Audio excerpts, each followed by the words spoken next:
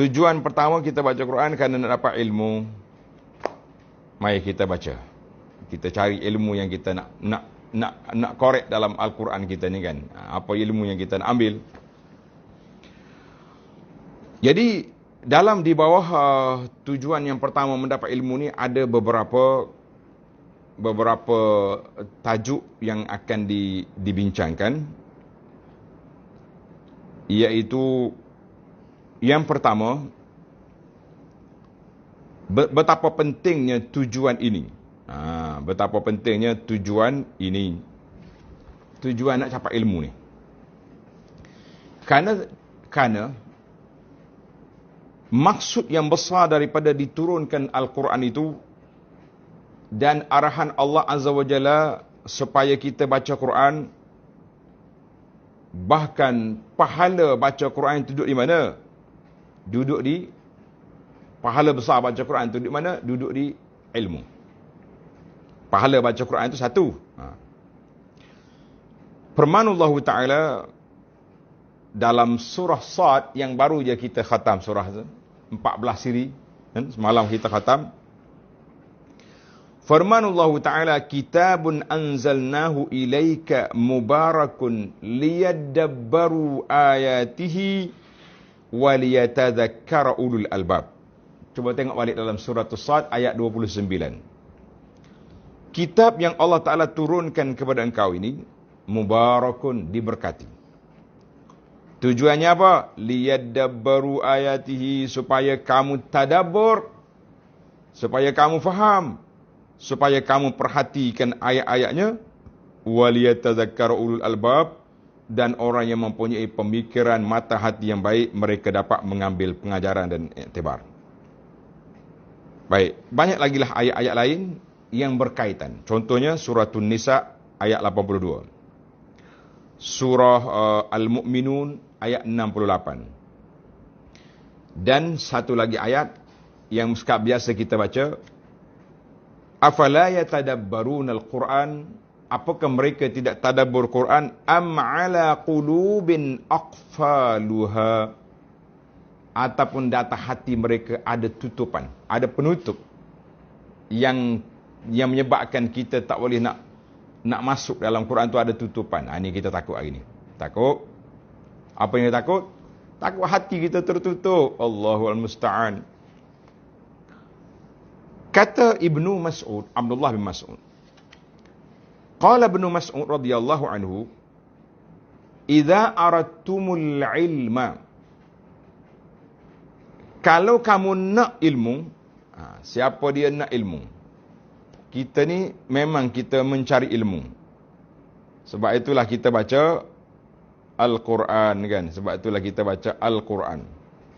Ibnu Mas'ud kata, siapa dia nak ilmu, fansuru hadzal Quran, maka bacalah Quran ini dengan teliti. Fa inna fihi ilmal awwalina wal akhirin, kerana dalam Quran itu terdapat ilmu yang terawal, yang ilmu yang terakhir. Mana kita nak tahu apa yang terawal kejadian dunia ni duduk di Al-Quran. Makhluk yang mula-mula jadi, yang terakhir pula hari kiamat esok, ada belaka dalam tu. Tak ada orang lain boleh cerita kecuali Quran. Alhamdulillah. Baik, berkata Al-Hasan bin Ali radhiyallahu anhuma, inna man kana qablakum. Dengar ni tuan-tuan, biar kena atas kepala kita ni. Inna man kana qablakum, orang yang dulu daripada kamu, daripada kita ni, ra'awul Quran rasaila min rabbihim. Quran ini adalah surat yang diutuskan oleh Allah kepada kita. Fakanu yatadabbarunaha bil-lail, mereka baca Quran pada waktu malam, tadabbur Quran pada waktu malam, wa yatafaqqadunaha fin nahar, pada siang hari mereka mencari di mana tempat untuk dilakukan, di mana tempat untuk diamalkan. Itu maknanya malam tadabbur, siang laksanakan. Siang laksanakan. Ini kita jangan malam siang duduk main tadabbur saja, kan, taranum saja, tapi dari sudut amalan tidak. Itu langkah tak melangkah. Dia panggil langkah yang tidak melangkah. Ambil nombor 1, pakai berhenti sekat tu. Mana boleh? Kita mesti berhenti kepada tempat yang lain.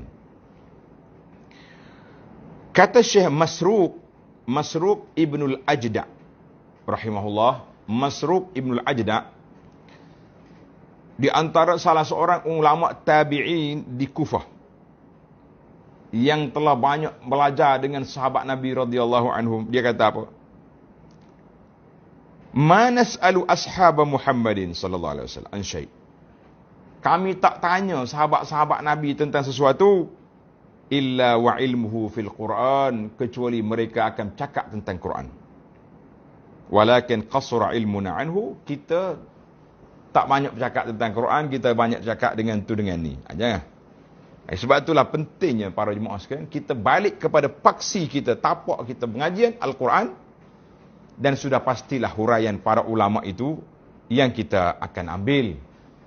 Tak ada orang cerdik ambil Quran pakai tafsir sendiri. Aku tak nak dengar Qurtubi, tak nak Ibnu Katsir, tak nak Ibnu Jarir, tak nak Ibnu Abbas. Ini orang masalah.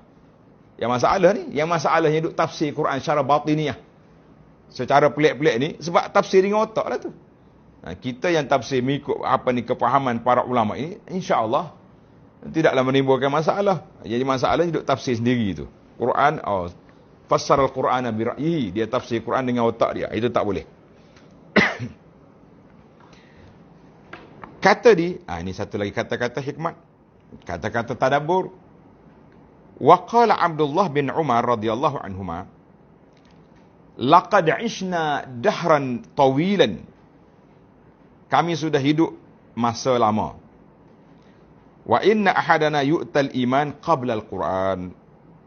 Jadi ada orang dapat iman dulu sebelum Quran. Macam mana kita nak faham? Iman dulu sebelum Quran. Kif? Sahabat Nabi dia beriman. Quran baru turun berapa ayat? Waktu Sayyidina Abu Bakar radhiyallahu anhu beriman. Sewaktu Sayyidah Khadijah beriman. Mula-mula, peringkat awal. Berapa ayat baru turun?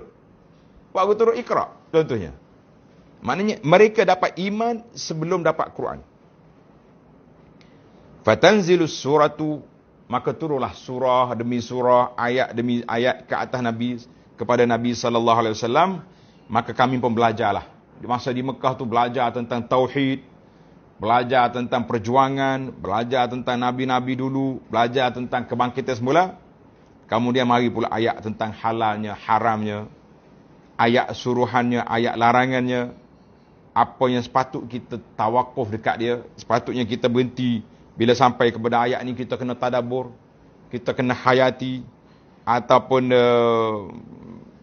maknanya kena ambil setiap poin ayat tu, kita kena ambil perbincangan.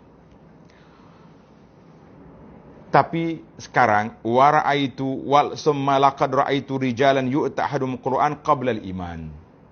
Mari zaman kita hari ni orang dapat Quran sebelum iman. Fayaqra ma baina fatihatil kitab ila khatimatihi la yadri ma amiruhu wala zajiruhu. Zaman kita hari ni dia kata orang baca Quran, dia tak tahu apa kearahan Allah, apa kelarangan Allah. Dia tahu baca je. Mana kita yang kita bimbang hari ni, inilah kita. Yang suruhu nasrad dagal, baca tak tahu apa. Jangan kata pula, kalau tak payah baca macam ni, kena baca, siapa kata tak baca. Tapi rugilah kita ambil satu langkah sahaja. Rugi kita ambil satu langkah sahaja. Sebab apa? Sebab kita tidak melangkah ke alam yang lebih dalam, iaitulah memahami Al-Quran. Kata-kata Ibnu Umar ni saya suka nak huraikan sedikit. Zaman sahabat iman dulu sebelum Quran. Zaman kita ni Quran dulu sebelum iman. Sebab ramai orang, kita beri kepada dia Quran, kita beli Quran 30 juzuk lengkap. Tapi nak mengaji baru nak mula sekarang. Sekarang ni baru nak mula, dah merangkak-rangkak dah kita. Alhamdulillah dah merangkak. Yang tak tahannya celek mata pun belum lagi. Itu yang kita bimbang. Yang kita bimbangnya belum celek mata lagi. Yang dia tu dah merangkak. Kita kata alhamdulillah, nak merangkak daripada tak berjalan. Allahu akbar. Baiklah. Jadi itu beza. Orang dulu dapat iman dulu, kemudian Quran datang. Makin mantap, makin mantap. Kita yang dapat Quran, iman belum tentu dapat. Maka kita, apa yang kita dapat? Mari Quran, kita belajar. Mengaji. Satu demi satu yang kita belajar, insya-Allah mudah-mudahan dapat. Satu lagi, kata Al-Hasanul Basri lagi, ma anzalallahu ayatan illa wa huwa yuhibbu an yu'lama fima unzilat wa ma arada biha. Allah tak turunkan mana-mana ayat Quran kecuali Allah nak tengok kamu tahu ke tidak ayat Quran yang diturunkan itu dan apakah tujuan ayat itu diturunkan. Allahu akbar. Baiklah. Ana tak takhrik kata-kata ini sebab semuanya terdapat dicatat otak kaki oleh pengarang. Masya-Allah. Jadi kata lagi Abdullah bin Umar kata, "Alaikum bil Quran," adalah kamu semua baca Quran. Fa innahu anhu tus'alun. Kamu akan ditanya tentang Quran. Ingat ke tidak? Sebahagian pendakwah mengatakan soalan bocor. Sebahagian pendakwah dia kata kita ni sudah ada soalan bocor. Kat mana? Dalam kubur. Bukan soalan dalam kubur bocor. Bocor. Siapa dia Tuhan kamu? Siapa dia Nabimu? Apa kitabmu? Ni soalan tentang Quran. Kamu akan ditanya. Fa innahu anhu tus'alun wa bihi tujzauna, dan dengan Al-Quran yang kamu baca, yang kamu amalkan akan dibalas. Wa kafa bihi wa'izan liman aqala. Cukuplah Al-Quran menjadi satu kitab pemberi peringatan, nasihat bagi orang yang berakal. Tapi orang tak berakal baca Quran tak jadi. Kena baca motivasi dengan muzik-muzik, menangis dia. Kalau baca Quran ni tak menitik air mata pun. Kita kata rugi. Kita naknya apa? Kita nak kita baca Quran, kita boleh menangis bila baca Quran.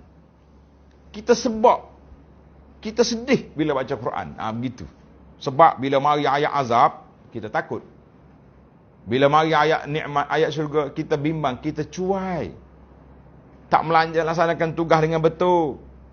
Tak menjalankan, ini yang kita, biar ada perasaan-perasaan itu dalam diri kita. Baik.